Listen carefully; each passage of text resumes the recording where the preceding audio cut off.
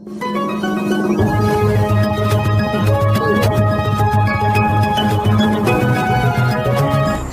शहरात एक अत्यंत धक्कादायक खुनाची घटना समोर आली आहे।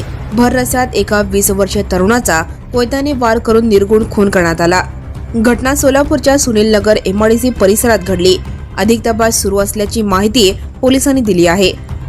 सोलापूर शहरातील सुनील नगर एमआयडीसी परिसरात 19 जून 2026 रोजी रात्री 10:30च्या सुमारास ही घटना घडली।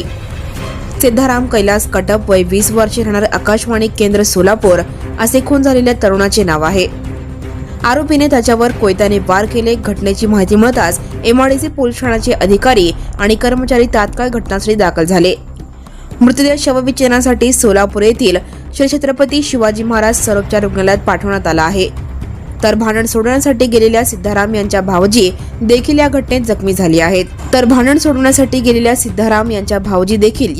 जखमी झाले आहेत। सूत्रांकडून मिळालेल्या माहितीनुसार हा खून प्रेम प्रकरणातील वादातून झाल्याची शक्यता आहे। मात्र याबाबत पोलिसांकडून अद्याप कोणतीही अधिकृत माहिती देण्यात आलेली नाही। आरोपी संतोष पाटील याचा शोध एमआयडीसी पोलीस घेत आहेत। लवकरच आरोपीला अटक होईल अशी आशा व्यक्त केली जात आहे। सिद्धाराम कटप यांचा 1 वर्षापूर्वीच विवाह झाला होता। त्यांच्या मागे आई, 2 बहिणी आणि पत्नी असा परिवार आहे। या घटनेने परिसरात शोककळा पसरली आहे। या प्रकरणी अधिक तपास एमआयडीसी पोलीस करत आहेत। And press the bell icon. Never miss a